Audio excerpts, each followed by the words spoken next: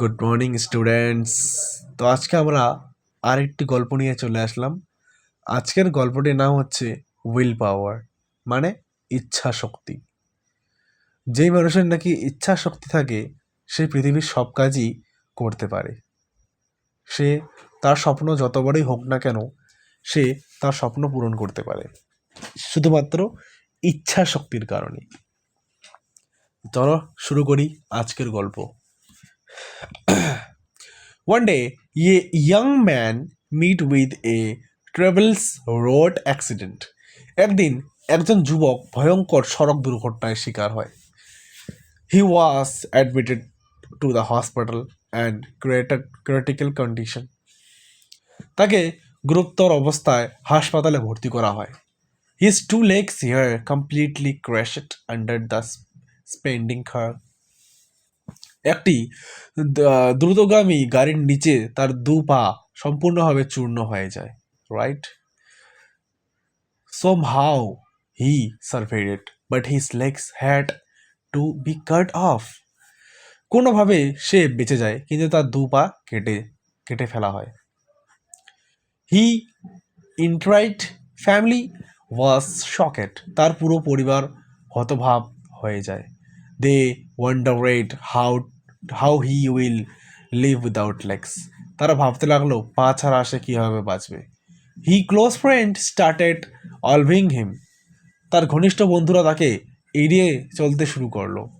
হ্যাঁ, এরকমই হয় যখন কারো একটু বড় অসুবিধা হয়ে যায়, তখন তুমি দেখবে তোমার তোমার যতই ভালো বন্ধু হোক না কেন বা যতই ভালো আত্মীয় স্বজন হোক না কেন, তারা তোমাকে এড়িয়ে চলতে পছন্দ করবে। কারণ সেই সময় তুমি তাদের কোনো কাজে আসবে না বলে তারা এটাই মনে করে তোমাকে এড়িয়ে এড়িয়ে চলতে শুরু করবে। Even his beloved behaved the same way. এমনকি তার প্রিয় মানুষটিও একইভাবে আচরণ করলো। আমি যেটা বললাম সেটাই হলো গল্পের মধ্যেও কি, পৃথিবীতে শুধু গুণের ভালোবাসা, নিজ ভালোবাসা বলতে কোনো জিনিস নেই, শুধু গুণের ভালোবাসা। তুমি দেখতে সুন্দর, তোমার কাছে টাকা আছে, তোমার কাছে বাইক আছে, তো শুধু মানে যে গুণ বা যে যে যে জিনিসটা তোমার কাছে আছে এটার জন্য তোমাকে মানুষ ভালোবাসবে। আমার অনুযায়ী, আমার মনের অনুযায়ী। তুমি একটা কথা বলো, তোমার সামনে দিয়ে একটা কাকু সাইকেল নিয়ে আসলো আর একটা কাকু বাইক নিয়ে আসলো, তুমি কার সঙ্গে প্রথমে গিয়ে কথা বলার চেষ্টা করবে, সাইকেলওয়ালা না বাইকওয়ালা? Right? Next, but the young man had strong will power. কিন্তু সেই ম্যান, সেই যুবকটির ছিল ইচ্ছা শক্তি খুব শক্তিশালী ছিল। He proposed himself to do something great. সে নিজেকে প্রতিষ্ঠা করলো যে বড় কিছু করবে। He desired to do something that even a normal man could not done. সে এমন কিছু করার সিদ্ধান্ত নিল যা সাধারণ মানুষ কখনোই করতে পারে না। He used artificial legs. সে কৃত্রিম পা ব্যবহার করলো। Then he jointed articles. তারপর সে অ্যাথলেটিক্স যোগ দিল।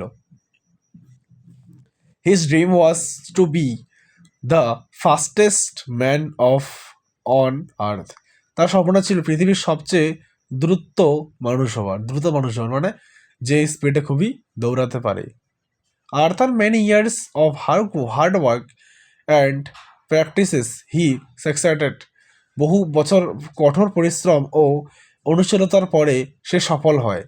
He finally achieved his goal. অবশেষে সে তার লক্ষ্য অর্জন করলো।